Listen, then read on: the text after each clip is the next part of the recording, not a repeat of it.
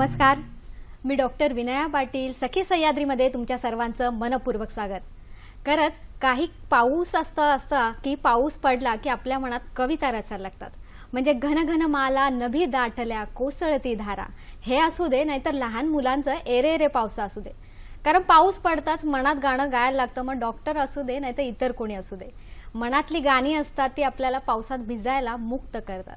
आणि याच पावसात भिजल्यानंतर आपल्याला आठवण येते ती गरम चहाची किंवा चमचमीत खाण्याची। आणि याच्यापासून कोण रोखणार? कारण पावसात आपली पचनशक्ती कमी होते हे आपल्या मेंदूला किंवा आपल्या जिभेला कसं कळणार? त्यामुळेच आपली इच्छा होते की कधीतरी पावसात जाऊन हे असं चमचमीत खावं किंवा आपल्या घरी खावं। पण यातच बरसत असतो, त्याचप्रमाणे नवनिर्मिती सुद्धा या पृथ्वीवर होत असते। मग ती अगदी झाडांच्या रूपापासून ते अगदी कीटाणू जीवाणू यांच्यापासून सुद्धा सुरुवात होत असते। असाच एक आजाराविषयी आज आपण चर्चा करणार आहोत, ते म्हणजे हेपेटायटिस। हेपेटायटिस म्हणजेच कावीळ असाही गैरसमज आहे, पण हा एक यकृताला होणारा आजार आहे। याविषयी बरेच गैरसमज आहेत, हे आपल्याला दूर करायचेच आहेत। शिवाय आज हेपेटायटिस डे आहे आणि त्यानिमित्ताने आपण आजचा खास सखी सह्याद्रीमध्ये कार्यक्रम ठेवला आहे।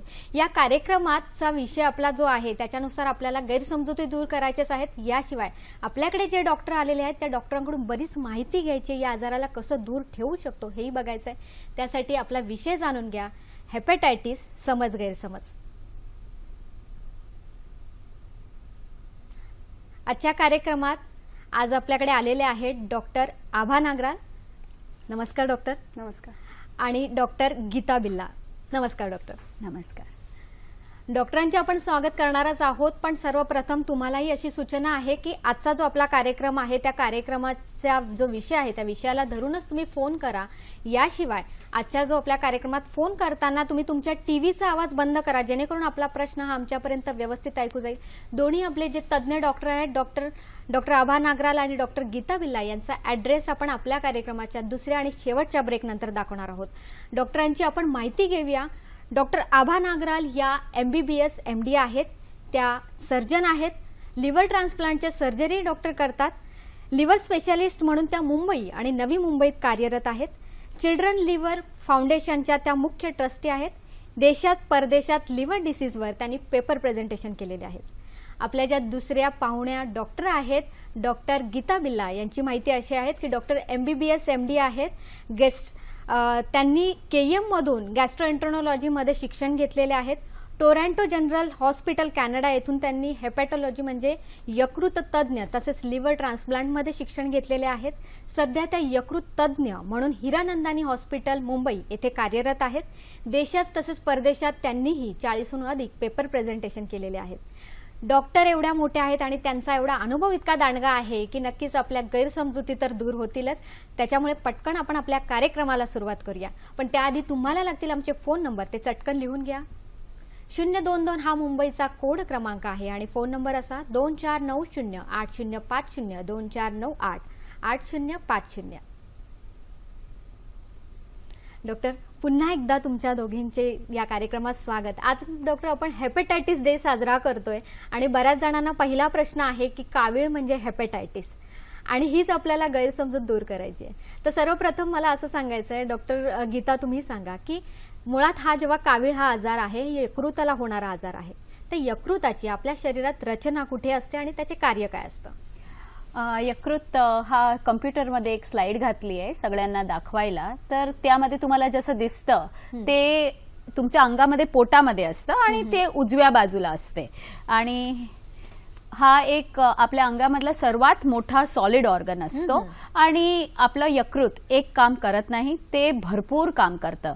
तो आपल्या अंगाचा सर्वात मोठा डिफेन्स ऑर्गन असतो, इम्युन ऑर्गन असतो। ह्याशिवाय लोक म्हणतात की तुमचे फक्त आत आहे ते तुमचं डायजेशन करतात, पण ते खरं नाही। आतामधनं ते एब्झॉर्ब होतो, परंतु त्यानंतर ते लिव्हरमध्ये जातं आणि त्यामधनं तुमचं फॅट आहे, प्रोटीन आहे आणि ग्लुकोज हे सगळं तिथूनही जनरेट होतं। आणि त्याशिवाय क्लॉटिंग फॅक्टर बनवणे आणि भरपूर दुसरे काम आहे। म्हणजे लिव्हर हे एवढे काम करतो की त्याचा रिप्लेसमेंट काहीच नसतो आणि जेव्हा लिव्हर फेल होतो तेव्हा आपल्याला फक्त लिव्हरच बसवावं लागतं। It is one of the most fascinating organs. नक्कीच, म्हणजे आपण असंही म्हणू शकतो की आपले आरोग्य जे आहे ते कम्प्लिटली लिव्हरच्या हातात आहे। You live because of liver. अगदी बरोबर। डॉक्टर तुम्हाला मला असं विचारायचं आहे डॉक्टर आभा की हेपॅटायटिस, आज हेपॅटायटिस डे आहे, तर त्यानिमित्ताने आम्हाला सगळ्या प्रेक्षकांना सांगा की हेपॅटायटिस म्हणजे काय. हेपॅटायटिस म्हणजे लिव्हरला सूज होणं, हे एक हेपॅटायटिसचा अर्थ आहे. पण आपण कावीळ आणि हेपॅटायटिस या दोघांना एकच समजतो. कावीळ एक लक्षण आहे, त्याच्यात डोळे पिवळे होतात. तर डोळे पिवळे होणं हे कावीळ आहे आणि कावीळचे बरेच कारण असतात, त्याच्यातलं हेपॅटायटिस एक कारण आहे. बरेच दुसरे पण कारण असतात, जसं अल्कोहोल म्हणा किंवा काही अनुवांशिक कारण म्हणा. बरेच कॅन्सरनी पण आपल्याला कावीळ होऊ शकते. पण हेपॅटायटिस म्हणजे लिव्हरला सूज होणं आणि कावीळ म्हणजे एक लक्षण, जे हेपॅटायटिसचं एक लक्षण आहे. आणि हेपॅटायटिस हा कावीळाचा सगळ्यात कॉमन कारण आहे. बऱ्याच वेळेला काय होतं डॉक्टर की कावीळ म्हटल्यानंतर लोकांना काय पिवळेपणा फक्त आठवतो, पण याच्या आधी सुद्धा वजन कमी होणं, भूक मंदावणं किंवा उलटी जुलाब होणं, या व्यतिरिक्त अजून कुठले लक्षणं दिसून येतात. हा, तर जसं तुम्ही सांगितलं की भूक कमी लागते, ताप येऊ शकतं, उजव्या बाजूला दुखणं होऊ शकतं, उलट्या होऊ शकतात. आणि एक खास सिम्पटम असं असतं की जे स्मोकिंग आणि ड्रिंकिंग रेग्युलर करतात त्यांना ते एव्हर्जन होतं, त्यांना असं वाटतं की आपण स्मोक आणि ड्रिंक करू नये. म्हणजे हे कावीळचं पण लक्षण असतं. बरोबर आहे. डॉक्टर गीता, तुम्ही आता इतकं आमच्या प्रेक्षकांना छान सांगितलं की लिव्हर कुठे असतं आणि हे सर्वसामान्यांसाठी खूप गरजेचं असतं की एखाद्या म्हणजे पोटाच्या वरच्या बाजूला उजव्या साईडला दुखणं म्हणजे ते लिव्हरचं असू शकतं, हे त्यांना कळालंच असेल. पण हेपॅटायटिसचे असे काही प्रकारही आहेत का? हेपॅटायटिस म्हणजे जसं डॉक्टर आभा नागरालनी आत्ताच सांगितलं की भरपूर प्रकार असतात हेपॅटायटिसचे. त्यामध्ये थोडे असतात इन्फेक्शियस म्हणजे व्हायरसेस जे तुम्हाला लागतात, त्यामध्ये पण भरपूर प्रकार आहे. हेपॅटायटिस ए, बी, सी, ई असे 4 प्रकारचे मुख्य व्हायरसेस असतात. आणि जसं सांगितलं तसं अल्कोहोल ते पण हेपॅटायटिस करतो. म्हणजे लिव्हरला सुजवायला खूप कारण आहे. अल्कोहोलिक हेपॅटायटिस होते आणि आपल्या देशामध्ये मुख्य म्हणजे फॅटी लिव्हर. हा आपल्या देशामध्ये जो आपण डायबिटीसचं जे वर्ल्ड कॅपिटल आहे आणि चरबीचं प्रमाण एवढं वाढलं आहे की त्यामुळे फॅटी लिव्हर आणि स्टिएटोहेपॅटायटिस म्हणजे भरपूर कारण आहे ज्यामुळे लिव्हरला सूज येऊ शकते. आणि लोकांना जे माहित आहे आणि ते कनेक्ट करतात ते आहे इन्फेक्शियस हेपॅटायटिस. नक्कीच. म्हणजे आपण जेव्हा असं म्हणतो की हेपॅटायटिस म्हणजे लोकांना बऱ्याच वेळेला माहिती असतं की हे आपलं इन्फेक्शियस म्हणजे आपल्याला वाटतं की बाहेरचं खाणं पिणं आहे त्याच्यामुळे हेपॅटायटिस झालं आहे. पण हेपॅटायटिसचे जे प्रकारही आहेत त्या प्रकाराविषयी आपण जाणून घेऊया. डॉक्टर आभा, काय सांगाल तुम्ही, किती प्रकार आहेत? तर आपण व्हायरल हेपॅटायटिस बद्दल जेव्हा बोलतो तर जे हेपॅटायटिस ए आणि ई आहे, हे जे व्हायरसेस आहे बाहेरच्या खाण्यापिण्याहून होतं.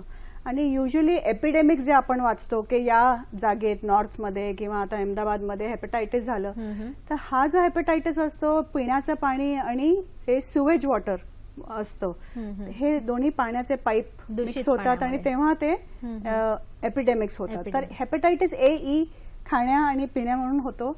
आणि हेपॅटायटिस बी, सी जे असतात ते दुसऱ्या कारणामुळे होतात. म्हणजे ब्लड ट्रान्सफ्युजन म्हणा किंवा नीडल्सनी, स्टेराईल नीडल्स वापरले गेले नाही किंवा तुम्ही दाताच्या डॉक्टरकडे गेलात तर ते स्टेराईल इक्विपमेंट वापरलं गेलं नाही किंवा एकापासून दुसऱ्याला वापरलं गेलं. हल्ली टॅटूइंग हा खूप एक फॅशनेबल प्रकार झालेला आहे. तर टॅटूइंगसाठी जे नीडल्स वापरले जातात हे स्टेराईल आहेत का? ॲक्युपंक्चरसाठी जे नीडल वापरले जातात, आपण बाहेर शेविंग करतो ते जे ब्लेड वापरले जातात ते प्रत्येक माणसासाठी नवीन ब्लेड वापरलं जातं का? या सगळ्या प्रकारनी पण हेपॅटायटिस बी आणि सी होऊ शकतात. आणि ऑफकोर्स शारीरिक संबंधाने होऊ शकतात. प्रेग्नंट स्त्री असली आणि ती हेपॅटायटिस बी पॉझिटिव्ह असली तर तिचा मुलाला ते ट्रान्समिशन होण्याची शक्यता असते. घराच्या माणसांना पण हेपॅटायटिस बी आणि सी एकातून दुसऱ्याला होऊ शकतं. बरोबर आहे. प्रेक्षक हो, तुमच्यासाठी खास की हेपॅटायटिस बी जो आहे तो HIV सारखाच त्याचीही लागण होते आणि तोही तितका जीव घेणा किंबहुना त्याहून अधिक भीतीदायक आहे. कारण या आजाराची बऱ्याच वेळेला लोकांना थांगपत्ताच नसतो की हा कशामुळे होतोय. नॉर्मल कावीळ किंवा नॉर्मल हेपॅटायटिस म्हणून त्याच्याकडे दुर्लक्ष केलं जावं. तर त्यामुळे अजून कसं याच्यावर आपल्याला प्रिव्हेन्शन करता येईल तेच आपण जाणून घेऊया. डॉक्टर गीता, तुम्ही काय सांगू शकाल की हेपॅटायटिस बी जो आहे काय गोष्टी आपण त्याच्यापासून म्हणजे केल्या तर ह्या आजारापासून टाळू शकतो? आता सध्या तरी World Health Organization has made it mandatory की ते हेपेटायटिस बी ची वॅक्सिन किंवा लस is a part of your universal immunization program. Sir गेल्या साधारण 25 वर्षापासून सगळी जे बाळ जन्मतात त्या लोकांना पहिल्या दिवशी हेपेटायटिस बी ची लस टोचली जाते. म्हणजे त्यामुळे गेल्या 25 वर्षामध्ये जन्मलेली सगळ्या बाळांना जवळपास ते हेपेटायटिस बी ची वॅक्सिन दिली गेली आहे, म्हणून तिथे ते प्रिव्हेंट होऊ शकते. आणि त्याशिवाय ज्या लोकांना ती लस टोचली गेली नाहीये ते सध्या पण टोचू शकतात, त्याच्यात काही हरकत नाहीये, परंतु त्या अगोदर त्यांनी स्वतःची टेस्ट करावी आणि नंतर ते टोचावी. That is ऍडवायझेबल. नाहीतर तुम्हाला कळणार नाही की आधीच मला ते होतं की नाहीये.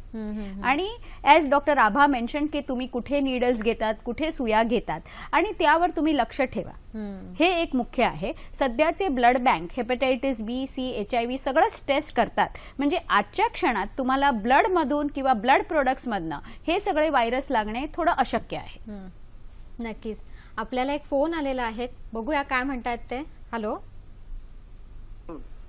हॅलो हॅलो, बोला. नमस्कार. नमस्कार. मी कैलास शुक्ला पालघरहून बोलतोय. मध्यंतरी असं ऐकायला आलेलं आहे की कावीळ आणि हेपेटायटिस वर लस निघालेली आहे प्रतिबंधक, पण डॉक्टरांनी सांगितलं की नाही त्या मोठ्या काळीवरती काही इफेक्ट करत नाही. त्याचा खुलासा कृपया आपण दोन्ही डॉक्टरांनी करावा. नमस्कार, धन्यवाद. नक्कीच तुमचा प्रश्न जो आहे तो अगदी योग्य आहे, कारण ह्याच्यावर मुळातच लसीकरण आहे, पण ते कधी घ्यावं, कोणी घ्यावं किंवा कोणासाठी गरजेचं आहे आपण याच्यावर डिटेल माहिती घेऊया दोन्ही डॉक्टरांकडून. प्रेक्षक हो, तुमच्यासाठी खास असं म्हणजे की आज 28 जुलै म्हणजेच हेपेटायटिस डे आहे, वर्ल्ड हेपेटायटिस डे आहे. आणि याचा अर्थ असा की WHO ने वर्ल्ड हेल्थ ऑर्गनायझेशनने हा दिवस साजरा करण्यास सांगितला. याच्या मागचा उद्देश हाच की जनजागृती झाली पाहिजे, या आजाराला आपण दूर कसं ठेवू शकतो हे बघितलं पाहिजे. 400 मिलियन लोकांना हा आजार जगभरात होत असतो आणि त्यातलेच हा आजार जो आहे तो आपल्या देशातल्या 5 जीवघेण्या आजारांपैकी एक आहे. त्यामुळे या आजाराकडे दुर्लक्ष करू नये हेच आमचं सांगणं आहे. बघूया आजचा आपल्याकडे पुढेचा फोन आलेला आहे. हृदय बोलतायत रायगडवरून. नमस्कार हृदयजी. Hello hello. हा नमस्कार मॅडम. नमस्कार, बोला. मी माझं वय 57 आहे. मी 30 वर्षापूर्वी मला कावीळ झाली होती. नंतर हेपेटायटिस बी डिटेक्ट झालं. तेव्हा 0.10 होतं. गेल्या 5 वर्षापूर्वी मी परत टेस्ट केलेली, ते पण तेवढंच आहे. माझं मॅरेज होऊन मला 2 मुलं सुद्धा आहेत. त्यांची पण मी त्यांना मागे 15 वर्षापूर्वी व्हॅक्सिन दिली होती, 3 त्यांना काही प्रॉब्लेम नाही आहे. पण मी आता फक्त मला सांगितलेलं आहे की मी फक्त पाणी उकळून त्यात असं मी गेली 30 वर्ष पाणी तिथे उकळून. तर मला आता म्हणजे आणखीन मला काय काळजी घ्यावी लागेल. नक्कीच, धन्यवाद. मॅडम अगदीच खूप छान प्रश्न आहे. मगाचाही आपला असाच होता, यांनी विचारलं होतं की वॅक्सिन कसे घ्यायचं. आता मॅडम यांच्या प्रश्नांना काय उत्तर देणार डॉक्टर आभा, काय सांगाल? हा, तर ह्यांचं म्हणणं आहे की ह्यांना हेपेटायटिस बी आहे आणि ते 5 वर्षानंतरही त्यांना हेपेटायटिस बी पॉझिटिव्ह आहे. तर जेव्हा हेपेटायटिस बी 6 महिन्याचं वर पॉझिटिव्ह राहतं तर आम्ही त्याला क्रॉनिक हेपेटायटिस म्हणतो. आणि एकदा ते क्रॉनिक झालं तर ते आपल्या शरीरातून निघणं, ते टेस्ट जे आहे ती कधीच बहुतेक निगेटिव्ह होत नाही. खूप 2% ते निगेटिव्ह होते, पण बहुतेक ती निगेटिव्ह होत नाही. आता त्यांचं बहुतेक आम्ही ज्याला इनऍक्टिव्ह कॅरियर म्हणतो तसं आहे, म्हणजे त्यांना त्याचा नीट काही त्रास झालेला नाहीये, पण त्यांनी लिव्हर फंक्शन टेस्ट, त्यांचा व्हायरल लोड हेपेटायटिसचं किती आहे, त्याचं प्रमाण व्हायरसचं किती आहे, ऍक्टिव्ह आहे की शरीरात शांत आहे, हे बघणं गरजेचं आहे. कारण की ह्याच्यावरून आपण ठरवणार की त्यांना ट्रीटमेंटची गरज आहे की नाही. एक महत्वाची गोष्ट म्हणजे सगळ्या हेपेटायटिस बी पेशंटना ट्रीटमेंटची गरज असते असं नाही. तर ही एक गोष्ट झाली. आता ज्यांना ऑलरेडी हेपेटायटिस बी आहे त्यांना लस देण्यात काय अर्थ नाही, कारण की लसचा काय अर्थ असतं की आपल्याला प्रिव्हेंट करायचं की तुम्हाला होऊ नये, तर त्यांच्या घरच्या माणसांनी लस घ्यावी. पण ज्यांना ऑलरेडी हेपेटायटिस बी झालेला आहे त्यांना लस घेऊन काही फायदा नाही. बरोबर आहे. म्हणजे काही जे असे रुग्ण असतात ज्यांच्यामध्ये कॅरियर स्टेज असते, ज्यांच्यामध्ये तो आजार असतो पण त्यांना त्रास होत नाही, पण त्यांच्यामुळे दुसऱ्यांना हा त्रास होऊ शकतो. आपल्याला एक फोन आलेला आहे. नमस्कार, माधुरी देशमुख बोलतायत छत्तीसगडवरून. हॅलो. हा हॅलो, नमस्कार मॅडम. बोला. मला ऍक्च्युली विचारायचं, माझे हस्बंड डायबिटीज पेशंट आहेत ते, आणि जवळपास 12 वर्षापासून. तर मागच्या 2 वर्षापासून त्यांचं जेव्हा मेडिकल चेकअप झालं त्यात आलं आहे की फॅटी लिव्हर आहे. तर हे नक्की काय असतं, याला आपण टाळू शकतो का किंवा थांबवू शकतो का? तर जर तुम्ही मला याच्यावरती काही सांगितलं याच्याबद्दल तर खूप खूप आभार. नक्कीच माधुरीताई, तुमच्या प्रश्नाचं उत्तर देऊच. डॉक्टर गीता, काय सांगाल? कारण बऱ्याच वेळा काय असतं की आजकाल आपल्याला ना जंक फूड म्हटलं की बाहेरचं खाणं, चमचमीत खाणं हे बऱ्याच लोकांची प्रवृत्ती झाली. असं नाहीये की लहान मुलांमध्येच, मोठ्यांमध्ये सुद्धा आहे. आणि यामुळे सुद्धा हेपॅटायटिस, लिव्हरचे डिसीज होऊ शकतात का? काय सांगाल? सो हा एक अति उत्कृष्ट प्रश्न आहे, कारण हा आपल्या देशामध्ये जसं सांगितलं तसं हा आपण एक वर्ल्ड कॅपिटल ऑफ डायबिटीज आहोत सध्या, आणि प्रत्येक 10 माणसामधनं जवळपास 1 ते 2 लोकांना सध्या डायबिटीज आहे. आणि जसं मी एक स्लाइड दाखवू इच्छिता ह्या क्षणी की हा आपल्या गेल्या वर्षाचं जे मुंबई म्युनिसिपल कॉर्पोरेशनच्या स्टॅटिस्टिक्स आहे, आणि ते आपल्याला दाखवतो की 2-4 वर्षा अगोदर लिव्हरचं स्थान डेथ सर्टिफिकेट मध्ये 7वं होतं, आणि आता ते पुढे जात चाललंय, आणि आता तो 5व्या स्थानावर आहे. आणि डायबिटीजमुळे हे एक मान्यता असते की फक्त तुम्हाला किडनीवर असर होऊ शकते, किंवा तुम्हाला हार्टवर हार्ट अटॅक येऊ शकता, किंवा तुम्हाला लकवा येऊ शकतो. परंतु कोणालाही ही कल्पना नसते की डायबिटीजमुळे तुमचं लिव्हर पण खराब होऊ शकते, लिव्हरमध्ये पण तुम्हाला फॅट साचू शकते, ज्याला ते म्हणतात तसे त्यांच्या हस्बंडना फॅटी लिव्हर आहे.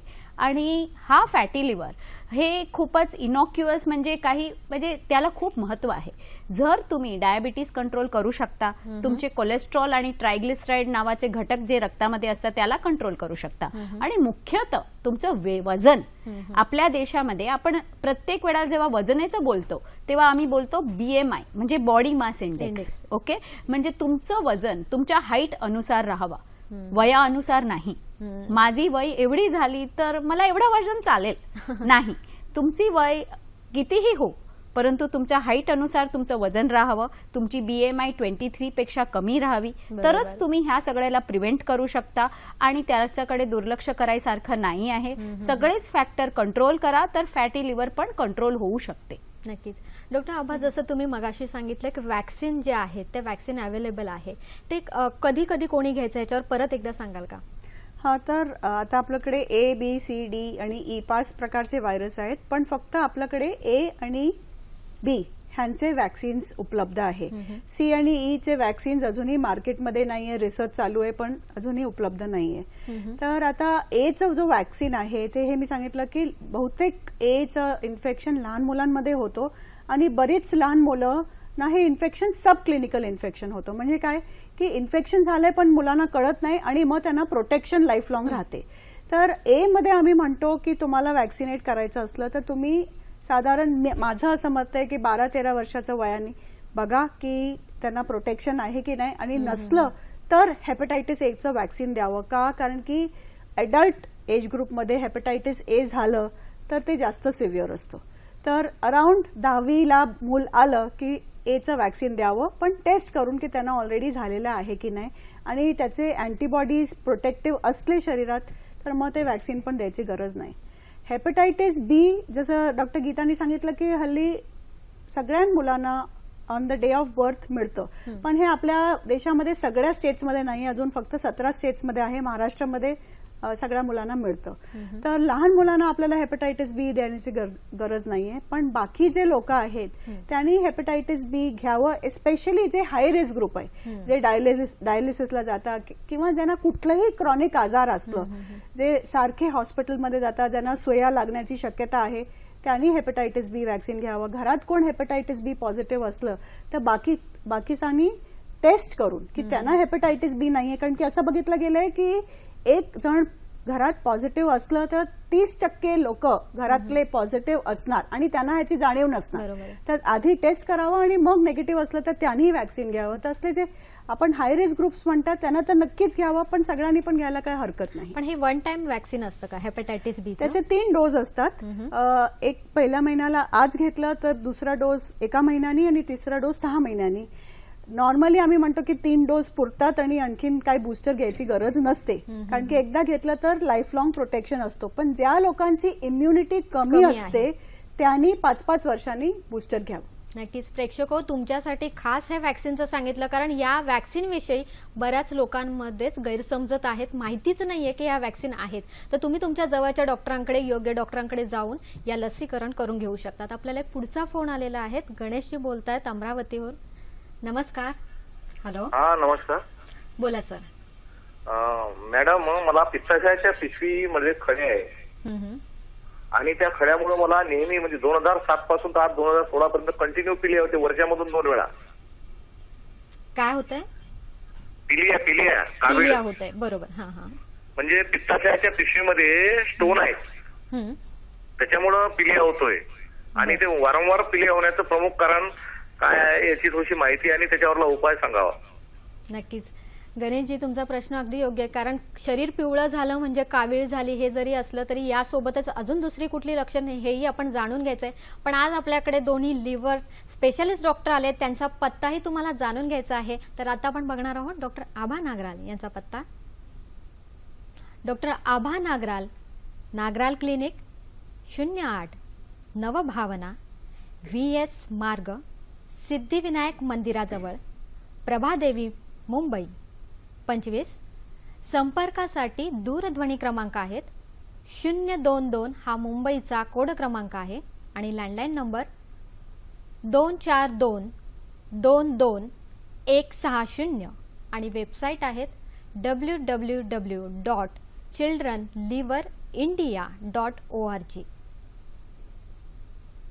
इथे संपर्क साधून तुम्ही डॉक्टर आभा नागराल यांच्याकडे प्रत्यक्ष जाऊन उपचार किंवा भेट घेऊ शकतात. प्रेक्षको, आजचा हेपॅटायटिस डे आहे आणि याच्याविषयीच आपण मगाशी माहिती सांगितली.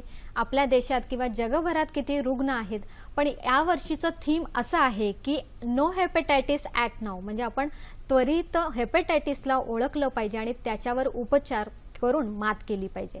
हा हेपॅटायटिस असा आहे की त्याच्यामध्ये प्रकार आहेत आणि हेपॅटायटिस बी हा HIV पेक्षाही घातक ठरू शकतो. हेच आपण तुम्हाला वारंवार सांगतोय, कारण इथे लक्ष देण्याची गरज असते. डॉक्टर, आपल्याला नक्कीच मगाशी फोन आलेला होता आणि त्यांच्या सगळ्यांचं असं म्हणणं असतं की पिलिया किंवा आपण म्हणू कावीळ आणि हेपॅटायटिस असं लोक सारखं समजतात. तर एक त्याविषयी सांगा. आणि त्यांचा जो प्रश्न होता की त्यांना पित्ताशयात खडे आहे आणि त्यांना वारंवार कावीळ होते, याविषयी काय सांगाल डॉक्टर गीता? तुमचा जे पहिला प्रश्न आहे पिलिया आणि हेपॅटायटिस, त्यावर थोडंफार डॉक्टर आभा नागराल आधीच बोलले तुम्हाला. हेपॅटायटिस, आयटिस म्हणजे हा शब्द आम्ही वापरतो प्रत्येक अंगाला कुठेही सूज येते त्यावेळेला. जर तुम्हाला डोळ्याला आलं तर कंजंक्टिव्हायटिस, तसंच लिव्हरला आलं तर हेपॅटायटिस. आणि सूज येण्याचे भरपूर प्रकार असते. दारूमुळे येऊ शकते, जसं सांगितलं तसं alcoholic hepatitis, hepatitis C, hepatitis B, hepatitis E, म्हणजे खूपच प्रकार आहे. आणि जॉन्डिस हा त्याचा लक्षण असू शकतो, नेहमी गरजेचं नाही आहे. जसं आपण म्हणतो की ताप आला, ताप हे आजाराचं लक्षण आहे, पण तापाचं डायग्नोसिस काय आहे? तुमचं ताप मलेरिया आहे, तुमचं ताप टायफॉइड आहे, तर तुमचं डायग्नोसिस झालं मलेरियाचा ताप किंवा टायफॉइडचा ताप. तसंच तुमचं कावीळचं कारण काय आहे? तुम्हाला दारूमुळे झाली आहे. आता आत्ताच सध्या जे प्रश्न आला आहे की त्यांना खड्यामुळे कोणीतरी सांगितलंय की कावीळ झाली आहे आणि त्यांचा प्रश्न आहे की त्यांचं पित्ताशयाच्या थैलीमध्ये खडे आहे आणि 2007 पासून त्यांना परत तिथे दुखतंय आणि त्याशिवाय त्यांना कावीळ पण होत आहे. तर ह्यामध्ये थोडं संशय आहे एक मला, कारण पित्ताशयाच्या खड्यामुळे जर तुम्हाला कावीळ झाली तर त्याचं कारण असते तो खडा सरकलाय आणि पित्ताशयाची नळीला त्यांनी ब्लॉक केला आहे आणि ते 2007 पासून परत होणं काही शक्य नाही आहे. तर त्यांनी कावीळवर इन्व्हेस्टिगेशन कदाचित वेगळे करायची गरज आहे. आणि जर खड्यामुळे दुखत असेल तर आपल्याकडे एकच इलाज असतो की पित्ताशयाची थैली काढावी आणि आता कुठलेही चांगले लेप्रोस्कोपिक सर्जन त्यांना ते 1 दिवसाच्या किंवा 2 दिवसाचा स्टे असतो आणि ते छानपैकी काढू शकतात. नक्कीच डॉक्टरांनी आपल्याला खूप छान समज दिलेला आहे की आपण नक्कीच या गोष्टींचा कधी आणि कसा अवलंब करावा. आपल्याला एक पुढचा फोन आलेला आहे. घनसुख परमाल बोलतात आपल्याशी मुंबई इथून. नमस्कार. हॅलो. हॅलो, बोला सर. हे विचारायचंय, हेपॅटायटिस असतात म्हणजे मेडिकल फील्ड काय लागतं, फॉरेन जाऊ शकत नाही, ठीक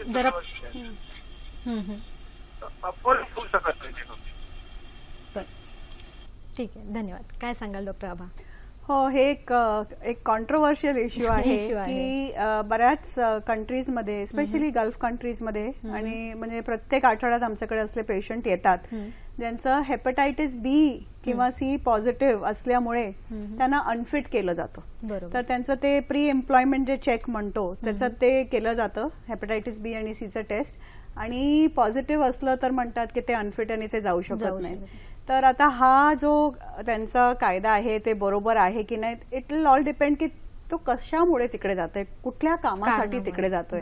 आता समजा तो एक टेलर म्हणून जातोय किंवा प्लंबर करून जातोय, तर मला नाही वाटत की ह्याच्यामुळे त्याला अनफिट करावं. पण त्याचं असं कॉन्टॅक्ट कुठे पेशंटशी डायरेक्ट येत असेल, म्हणजे लॅब टेक्निशियन असलं किंवा नर्स असलं कोण, तर हो, असल्या फील्ड्समध्ये जिथे एकाचं कॉन्टॅक्ट ब्लड बरोबर किंवा पेशंटचे जे आम्ही सिक्रिशन्स म्हणतो त्यांच्या बरोबर कॉन्टॅक्ट येणारा प्रोफेशन असलं तर मग डेफिनेटली अनफिट होणं नॅचरल आहे आणि मग आपल्याला प्रिकॉशन्स आणि त्यांचं ट्रीटमेंट करावं.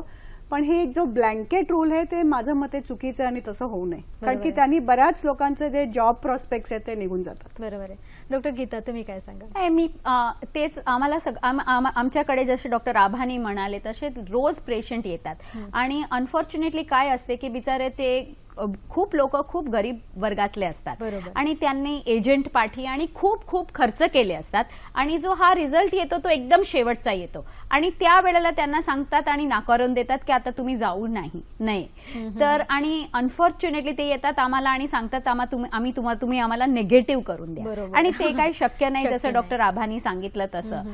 तर आणि हा रूल फक्त मिडल ईस्ट कंट्रीजमध्ये आहे. आणि आता ऍक्च्युअली स्पीकिंग मला तर विचारलं तर मी ह्याला ह्युमन राईट व्हायोलेशन करणार, कारण हे you can not deny anybody entry based on a status of their virus, आणि हे दुसऱ्या जगातल्या कुठल्याही देशामध्ये नसतं. आणि पण आमची एक हंबल रिक्वेस्ट, जर कोणी एजंट ऐकत असेल ह्यामधले तर, की प्लीज त्यांचं आधी तुम्ही हेपॅटायटिस बी आणि सी ची टेस्ट करा आणि बिचाऱ्यांचे एवढे पैसे घालवू नका. आणि शेवटच्या क्षणी आम्ही पण लाचार असतो, आमच्याकडे ते लोक येतात आणि आम्ही त्यांना सांगतो की बाबा आम्ही तुमच्याकरता करू शकत नाही, आणि ते खूपच डिसअपॉइंट होतात. ह्याच्यात आणखीन एक आहे की हे पेशंट एवढे, जसं गीता म्हणाले की एवढे डेस्परेट असतात की एक डॉक्टर पासून ते दुसऱ्या डॉक्टरकडे जातात, आणि बरेच वेळा डॉक्टर पण त्यांना फॉल्स अश्युरन्स देतात की मी कसंही करून तुमचं हेपटायटिस बी निगेटिव्ह करणार. तर त्याच्यात पण त्यांचा बराच खर्च होतो. की हे बरोबर आहे की त्यांना निगेटिव्ह आणि अनफिट करू नये, पण पेशंट्सना मला एक सांगायचं की तुम्ही मग विसरून जा की तुम्हाला जायचं आहे, कारण की आणि तुम्ही तुमच्या हेपटायटिस बी आणि सी बद्दल विचार करा आणि आपल्याला बरं व्हायचं ह्याचा विचार करा, आपल्याला जायचा हा विचार करू नका, कारण की नक्कीच शेवटी हेल्थ जास्त गरजेचं इम्पॉर्टंट आहे. आणि अगदीच बरोबर आहे, पैशांच्या मागे माणूस पळत असतो पण आरोग्याच्या मागे कधी पळणार, आणि म्हणूनच आपल्याला आरोग्याला पहिल्यांदा महत्व देणं गरजेचं आहे. आपल्याला एक पुढचा फोन आलेला आहे, मुंबईहून बोलतायत, याकूबजी बोलतायत. नमस्कार. हा नमस्कार. मला हे विचारायचं होतं, कॉन्स्टिपेशनचा आणि लिव्हरचा काय संबंध आहे का, आणि जर असेल तर त्याचा उपाय काय? आणि दुसरा प्रश्न असा, आपल्याला खाल्लेला अंगाला लागत नाही, त्याचा आणि लिव्हरचा काय संबंध आहे का, आणि असेल तर त्याचा उपाय काय? मेन कॉन्स्टिपेशनचा. अगदी छान. काय सांगाल डॉक्टर गीता? हा प्रश्न जेवढा सोपा वाटतो तेवढा सोपा पण नाही आहे आणि अतिउत्कृष्ट प्रश्न पण आहे. थोडक्यात सांगायला गेलो तर कॉन्स्टिपेशन हा जो आहे तो तुमच्या लाईफस्टाईल बद्दल खूप सांगतो की तुमच्या पोटामध्ये काय जाते, तुमचं फायबरचे इंटेक किती आहे, तुमचे बाकीची इंटेक किती आहे, आणि ते डिटरमाइन करतं की तुमचं पोट कसं साफ होतं. ओके. आणि आम्ही खूप पेशंट बघतो ज्यांना कॉन्स्टिपेशन असतो, ज्यांना गॅस असतो, आणि ह्या लोकांना बाकीचे लाईफस्टाईलचे प्रॉब्लेम, फॅटी लिव्हरचे आजार आणि बाकीचे डायबिटीस ते पण असतात. आणि आता सध्याचं जे आमचे मेडिकल सायन्स म्हणतो ते पण आहे की आपल्या सर्वच आजाराची जड तुमच्या पोटामध्ये आहे. आणि गट मायक्रोबायोम ह्याच्यावर खूपच संशोधन आणि रिसर्च चालू आहे की आपले अंगाचे आणि आतड्याचे जे मायक्रोबायोम आहे ते कसं डिटरमाइन करतात की आपल्या अंगावर काय आजार होतो, आणि कदाचित त्या मानाने हा प्रश्न बरोबर आहे की हो कॉन्स्टिपेशन आहे त्या लोकांना माय पर्सनल प्रॅक्टिस जे मी रोज बघते एवढे फॅटी लिव्हर जे सर्वात मोठं डायग्नोसिस असते ऍक्च्युली आमच्या क्लिनिकमध्ये आणि त्या सगळ्याच लोकांना हा एक मोठा प्रश्न असतो की मला पोट साफ होत नाही. तर प्लीज तुमच्या लाईफस्टाईलकडे बघा, प्लीज तुम्ही काय खातात आणि त्यामध्ये फायबर आणि सेल्युलोज किती आहे, किती प्रमाणात आहे त्याच्याकडे बघा, त्याला बदलायचं कोशिश करा म्हणजे बाकीचे रोग तुम्ही टाळता येणार. नक्कीच. म्हणजे डॉक्टरने आपल्याला सांगितलंच आहे की कॉन्स्टिपेशन हे एक लक्षण असू शकतं हेपेटायटिसचा आजार असण्याचं. नक्कीच याविषयी आपल्याला अजून चर्चा करायची आहे. पण अनिल यांचा फोन आलेला आहे. नमस्कार अनिलजी, बोला. हॅलो. हॅलो, बोला. हॅलो. नमस्कार. आपल्याकडे आलेले तज्ञ नमस्कार. आपल्याला नमस्कार. नमस्कार.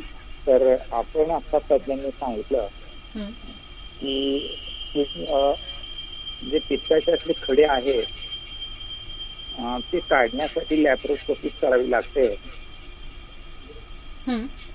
तर खरं तर आयुर्वेदामध्ये आणि आम्ही पाहिल्याप्रमाणे अनेक औषधांनी ते निघतात सुद्धा विरघळून. तर मग integrated approach allopathy, Ayurveda, other holistic अशा प्रकारचा आपण जर आपल्याकडनं सांगितलं तर सर्वसामान्यांना फार फायदा होईल. आणि दुसरं त्यांनी एक सांगितलं की अशक्तपणा किंवा अंगाला लागत नाही, तर त्याचाही संबंध बऱ्यापैकी पित्ताशयाकडे जातो. तर तज्ञांनी कृपया वरती मार्गदर्शन करावं. अनिलजी, तुमचा प्रश्न आम्हाला नक्कीच कळाला. काय सांगाल डॉक्टर आबा की त्यांचं असं म्हणणं आहे मुळात ॲलोपॅथी आणि आयुर्वेदाची अशी बरीच औषधं घेतली जातात आणि ती कुठली आहेत त्याच्यावर गैरसमजही आहेत. मला असं वाटतं डॉक्टर आपल्याकडे ॲलोपॅथीची ट्रीटमेंट देणारच आहेत, पण याशिवाय ते आपल्याकडे जनजागृती करतायत की हा हेपेटायटिस जो आहे हा दूर कसा करता येईल, हा हेपेटायटिसची लक्षणं कशी ओळखायची. अनिलजी, तुमच्या प्रश्नाचं उत्तर मिळणारच आहे. पुढचा प्रोग्राम तुम्ही बघत राहा. डॉक्टर आभा, तुम्ही हेपेटायटिस सी विषयी काय सांगाल? हेपेटायटिस सी हा जो व्हायरस आहे तर 1990 मध्ये डिस्कवर झालं आणि ह्याचा जो स्प्रेड आहे ते हेपेटायटिस बी सारखा आहे. म्हणजे नीडल्सनी, आपण उडता पंजाब हा पिक्चर बघितला असेल तर त्याच्यात दाखवलं गेलंय की कसं आयव्ही जे ड्रग्ज वापरतात आणि ते कंटॅमिनेटेड नीडल्स असतात त्यांनी एकातून दुसऱ्याला हेपेटायटिस होतं. ब्लड ट्रान्सफ्युजन्सनी, आणि जसं मी आधी सांगितलं हेपेटायटिस बी मध्ये शेविंग ब्लेड, नीडल्स, डेंटिस्ट, टॅटूइंग ह्या सगळ्यांनी हेपेटायटिस सी पण होतो. फक्त जसं हेपेटायटिस सी एक शारीरिक संबंधाने किंवा प्रेग्नंट कुठली वुमन असलेली त्याचं मुलाला, हे एवढं हेपेटायटिस सी मध्ये कॉमन नाहीये. तर हे दोन जे आहेत ते हेपेटायटिस सी मध्ये एवढे कॉमन नाही, पण बाकी जे सगळे प्रकार आहेत जे बी मध्ये आपण बघतो तेच हेपेटायटिस सी मध्ये पण होते. डॉक्टर गीता, डॉक्टर म्हणजे हेपेटायटिस बी जे आहे आणि हेपेटायटिस सी आहे त्याचे उपचार काय काय आहेत? जसं सांगितलं गेलं तसं हेपेटायटिस बी मध्ये 70% युजली कॅरियर असतात, परंतु ज्या 30% लोकांच्या लिव्हर टेस्टमध्ये असं आम्हाला जाणवते की व्हायरस ऍक्टिव्ह आहे आणि तर त्याचे अति उत्कृष्ट उपाय आहे. तर हा मेसेज आम्ही सगळ्यांना पोचवायला चाहतो की हे प्लीज तुम्ही कळवा की जेव्हा आम्ही सांगतो की हा गोष्टीचा, हा आजाराचा उपचार नाही आहे आणि दुसरं असते ह्या आजाराला उपचाराची गरज नाही आहे, हा दोन व्याख्यामध्ये खूपच अंतर आहे. अक्यूट हेपेटायटिस ए आणि ई कुठलीही औषधं घ्या 99% बरी होतात, परंतु हेपेटायटिस बी आणि सी औषधाशिवाय बरी होत नाही. आणि त्यांना ज्यांना गरज आहे त्या सगळ्याच हेपेटायटिस बीच्या पेशंटला आता अँटीव्हायरल्स अवेलेबल आहेत, ज्यामुळे आम्ही त्यांचं व्हायरस शांत करून त्यांचं पुढचं लिव्हरचं प्रोग्रेशन थांबवू शकतो आणि त्यांना लिव्हर सिरोसिस किंवा लिव्हर कॅन्सर मधून वाचवू शकतो.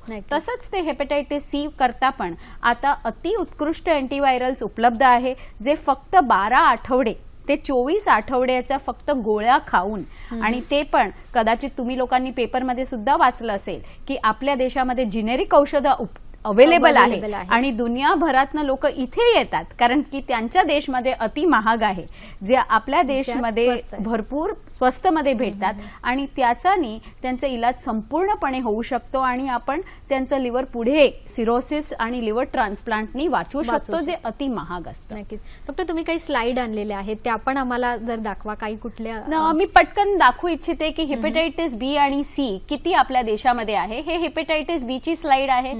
तसं त्याचं इन्सिडेन्स एवढं नाही आहे. जसं तुम्ही बघितलं तर पिवळा म्हणजे 2% पेक्षा कमी, परंतु आपले पॉप्युलेशनमुळे हा दोन्ही म्हणजे भरपूर लोक आहे आणि बहुतेक लोकांना ते माहीत नसते की त्यांच्यामध्ये आत हा व्हायरस आहे आणि अनलेस त्यांनी ते टेस्ट केली आणि त्याच्याकरता उत्कृष्ट इलाज उपलब्ध आहे ते त्यांनी जाणावं. नक्कीच. म्हणजे त्यामुळेच आपल्याला असं कळतं की अचानक टेस्ट करायला गेलो आणि आपल्याला कळालं की हेपेटायटिस आहे. डॉक्टर आभा, मला तुमच्याकडून जाणून घ्यायचंय की लहान मुलांमध्ये सुद्धा हा आजार होऊ शकतो का? हो, हेपेटायटिस लहान मुलांमध्ये पण होऊ शकतो. स्पेशली हेपेटायटिस ए जास्त आम्ही लहान मुलांमध्ये बघतो, पण ते टोटली सायलंट असू शकतो की मुलांना कळणार सुद्धा नाही की हेपेटायटिस आहे. पण मला खास एम्फसाइज हे करायचं आहे की लहान मुलांमध्ये काही अनुवांशिक आजार आहे ज्यांनी हेपेटायटिस होऊ शकतं. एक आहे विल्सन्स डिसीज, ज्याच्यात शरीरात तांबा वाढलेला असतो, किंवा ऑटो इम्युन हेपेटायटिस. तर लहान मुलांमध्ये पण एक रेग्युलर कारण असू शकतात हेपेटायटिस, जे आम्ही सर्वांमध्ये बघतो. एक कारण मला एम्फसाइज करायचं की ड्रग्स, ते लहान मुलांमध्ये पण आणि मोठ्यांमध्ये पण कुठल्या औषध कॉमन आम्ही अँटीबायोटिक्स घेतो, पेन किलर्स घेतो, त्यांनी पण हेपेटायटिस होऊ शकतो.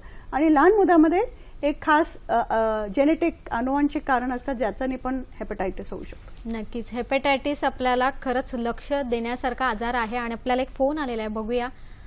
अनिलजी बोलतायत, अनिल लहानेजी बोलतायत. नमस्कार. नमस्कार मॅडम. नमस्कार, बोला.